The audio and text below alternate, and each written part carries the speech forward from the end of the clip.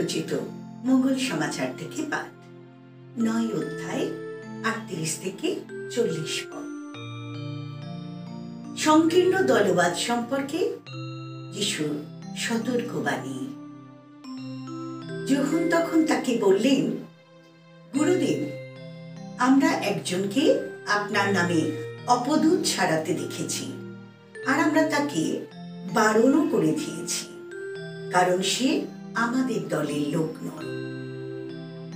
যিশু কিন্তু উত্তর দিলেন, না, বারণ করো না, কারণ যে আমার নামে কোনো অলৌকিক কাজ করে সে সহজে আমার নিন্দা করতে পারে না।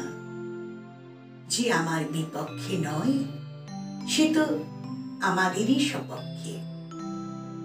প্রভুর বাণী।